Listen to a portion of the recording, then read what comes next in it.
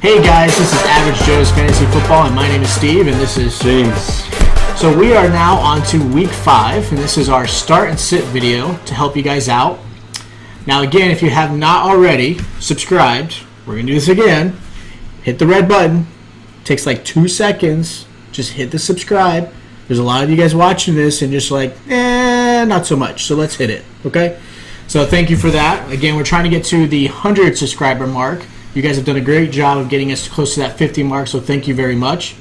If you also love this content, make sure you hit the like video, okay?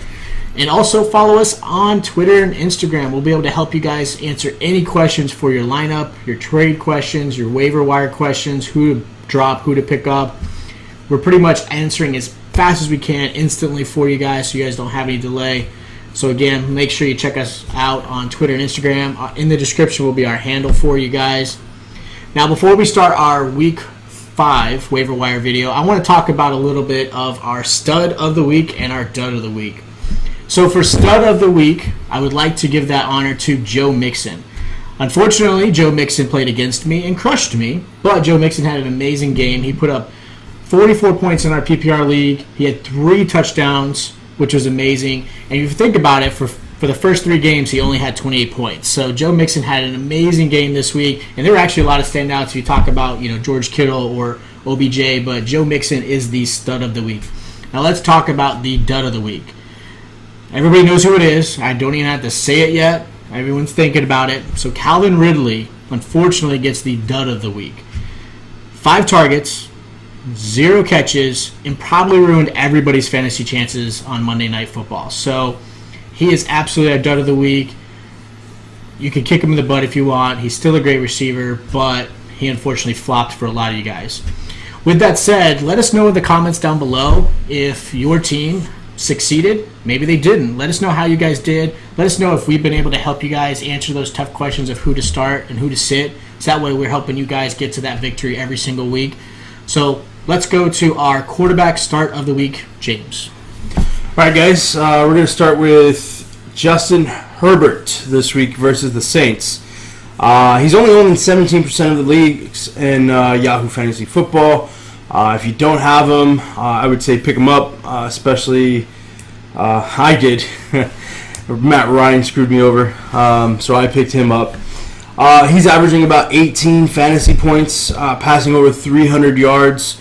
He had a great game last week. Going against the Saints, who's given up 11 touchdowns throughout the 4 weeks and is ranked 29th in the league in pass defense. So definitely a must-start for us. Then we're going to go with Teddy Bridgewater. Bridgewater's played his butt off last week. He did a great job versus Arizona last week. I'm sure he's going to look great out there this week versus Atlanta. Atlanta's horrible defense. Teddy Bridgewater is another player that's only owned 20% of the league. That's a great pickup there also. He's going to look like a Lamar Jackson out there versus Atlanta's horrible defense. Yeah, I mean, both of those guys we have on our waiver wire video, so Herbert or Bridgewater would be a great pickup. And then we're going to go with Kirk Cousins. Kirk Cousins did very well last week. He faces Seahawks, which is one of the worst pass defense in the league. They're allowing an average of 401 yards since the start of the year. That's definitely the starts of the week this week. Then we're going to go with the sits. I know this next one, some people are going to be scratching their heads, but versus the Bears, I think Tom Brady is definitely going to be a sit of the week this week. The Bears have one of the best defense, run game and passing game. So I would choose him. I would sit him. The 2 guys I said before, they're only own 17 and 20%. Pick them up. Put Brady on the bench. I think Bridgewater and Herbert would have a better game for you guys. Then Matt Ryan. This guy screwed me over. I know whoever had him last week screwed you over also. Last 2 weeks, honestly. He's going against the Panthers. Panthers, decent defense, but he had Ridley Gage last week. He didn't look good. He threw a bunch of head scratchers that should have been intercepted. Doesn't look good. Julio doesn't look like he's going to be playing either with that hammy injury. I would sit him if I were you guys. All right, next guy is Baker Mayfield versus the Colts. Baker Mayfield's been doing good the past 3 weeks, but he's going against the Colts' hot defense this week, which they're the best pass defense out there right now. Definitely a sit for me. Now we're going to go with wide receivers with Steve. All right, guys, so I just want to apologize to Adam Thielen.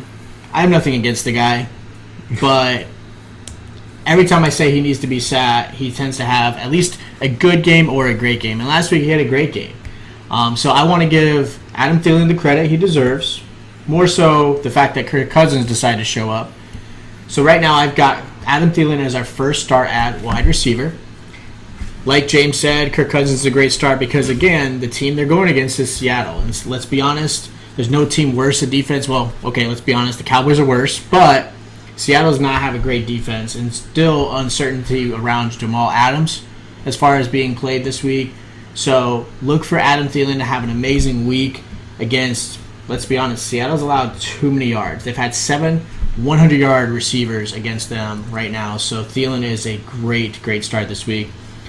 Next I'm going to have is DJ Moore. So a lot of you guys drafted him fairly high, had a lot of expectations out of him for Carolina.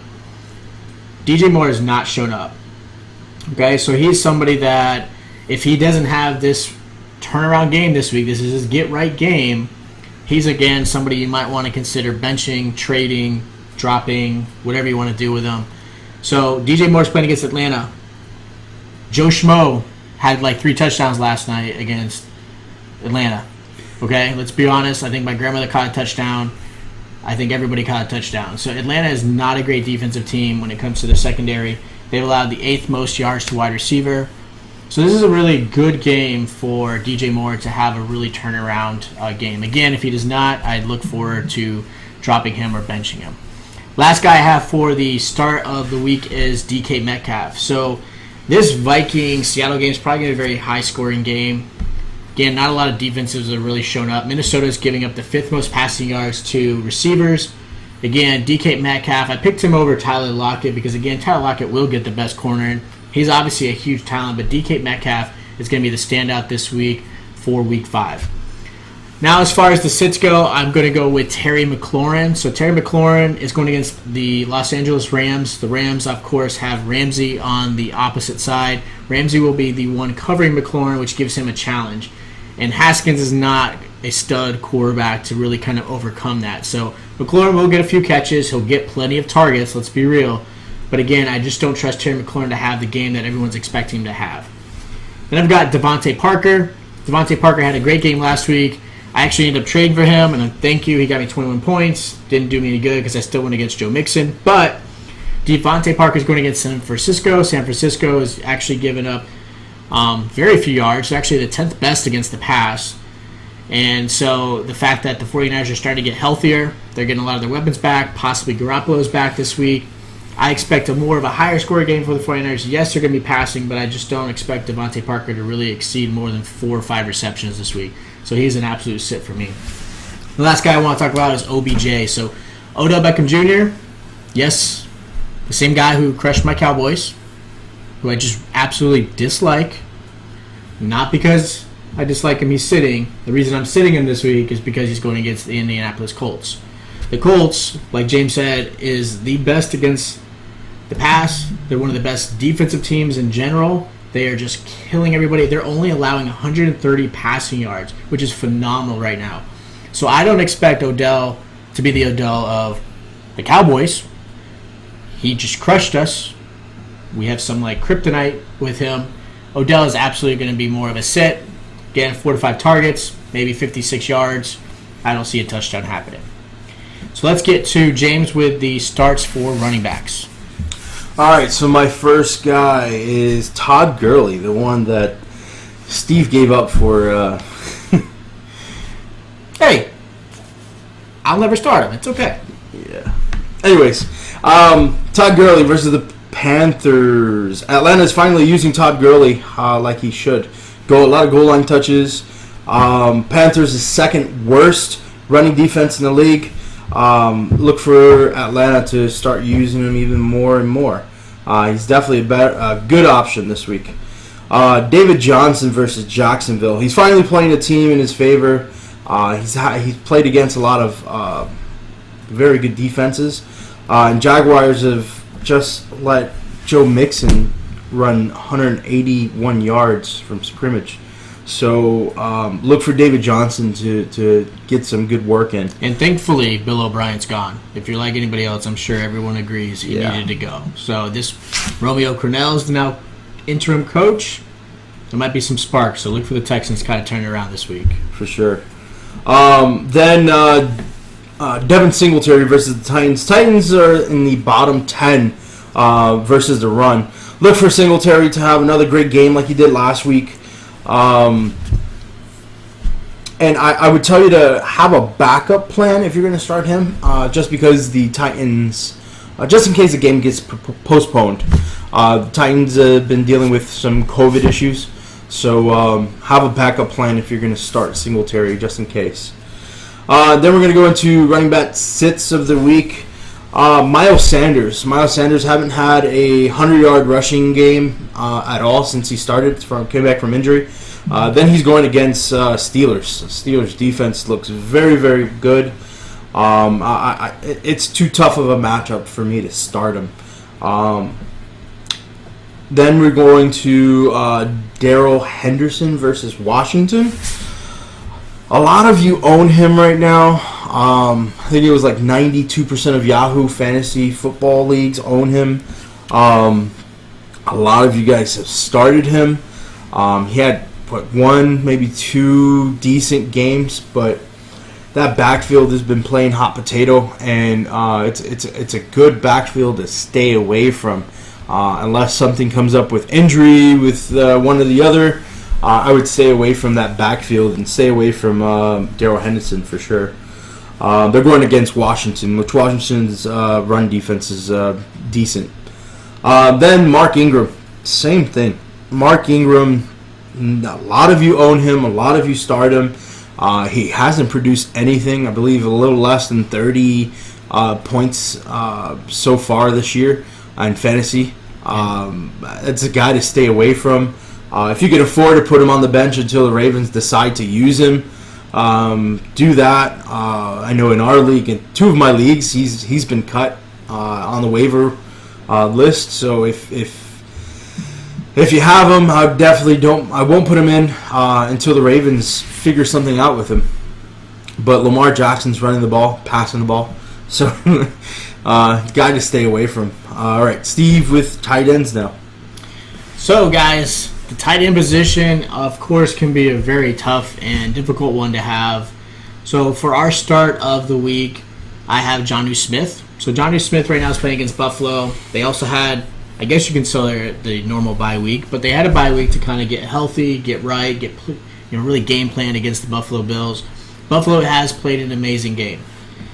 This game is more geared towards a passing game than more so a rushing game. I know Devin Singletary can have a really good game, but if the Titans get behind, again, Josh Allen's playing MVP status right now. If the Titans get behind, Derrick Henry kind of disappears, and that's going to be more of a passing game. So I expect Jonnu Smith to have a really good game. And Buffalo actually allows the most yards to tight end. And they've also allowed the third most receptions to the tight end. So Jonnu Smith is in line for a really great game. If you have him, absolutely start him this week and feel confident. Next I have is Tyler Higbee. So Tyler Higbee right now is going to play against the Washington football team. They allow the really almost second most touchdowns for the tight end. They've allowed 5 so far this season. Tyler Higbee definitely has a great matchup right now. Again, they'll start off pretty fast. I think he's going to be another great start this week against Washington.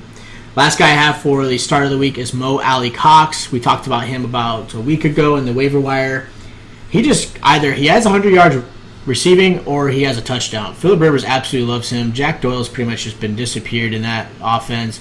Mo Alley-Cox has been an amazing talent right now. Again, a great waiver wire if you have not picked him up, if he's still available. But They're playing against Cleveland, who's allowed the 4th most yards to tight ends. And if you looked at the game last week, I know there was a lot of playing catch-up, but Dalton Schultz had a great game against the Cleveland Browns. So Schultz had an amazing game. So I expect Mo Alley Cox to have at least a touchdown or 100 yards. That's been his MO right now.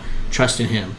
Now for sits of the week, I have Austin Hooper. So yes, Austin Hooper had a great game last week, and we did have him as a sit. And a lot of that is because, again, Dallas just doesn't show up in their games. I think they just care more about offense than they do defense. So Austin Hooper did have a good game last week, and we apologize for having him as a sit. I think he still wouldn't have had the game had they put a little more focus on it. But Austin Hooper is a sit this week going against Indianapolis. So the Colts, again, they're only allowing 17 yards to tight ends a game. Like, how crazy is that? So I just do not trust Austin Hooper right now. Last week, the Colts were averaging 26 yards a game. Now they're averaging 17. That's how much better they got. Their defense is just ridiculous. So I just don't trust Austin Hooper.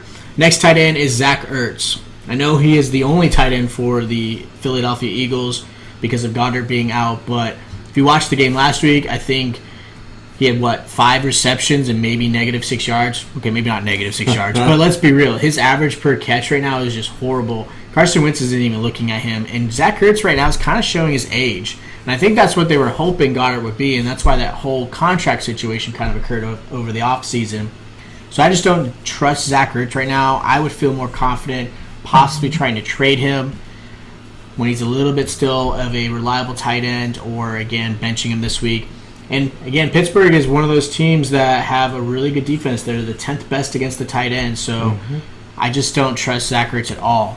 So feel confident if you need to bench him or trade him. Yeah, and then Wentz going against Pittsburgh pass defense is crazy, so I don't trust anybody on that offense right now. Yeah, I'm pretty sure with all the offensive injuries and the offensive line for the Philadelphia Eagles, I think Carson Wentz will probably have -50 yards passing, at least 20 sacks, at least I'm praying. Maybe the NFC East will get somebody in a championship over there. But, yeah, just don't trust him this week. It's just not somebody I would really get after. Last guy I want to talk about is Mike Gesicki. So, yeah, he's off and on. He's the Katy Perry right now, tight ends. He's hot and cold. He just doesn't know when to show up sometimes. Sometimes he shows up when you don't expect him. This might be one of those surprise games, but I don't think against San Francisco. San Francisco is the second best against the tight ends in yards. They just don't give up a whole lot. And so I just don't expect Gesicki to have a great game. And realistically, this is the week that may be the last one for Ryan Fitzpatrick. There's a lot of rumblings out there that Tua is going to start. The fact that even they had to announce that Ryan Fitzpatrick was starting this week means there's obviously some contemplation. There's some thought process that maybe Tua is going to come out.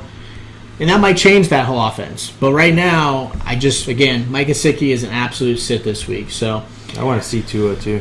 Yeah, I think a lot of people want to see Tua. I could care less. I think it's a little too. I think it's too early. I just think as a rookie quarterback, Herbert's done great, but Fitzpatrick's better than Tyrod. Let's be real. Okay, it's the beard. Let's. I don't have it, but it's the beard. So Gesicki's not somebody I want to start. So I want to thank you guys for watching our Week 5 start and sit video. Again, please make sure you like the video while you're here. If you haven't subscribed, shame on you.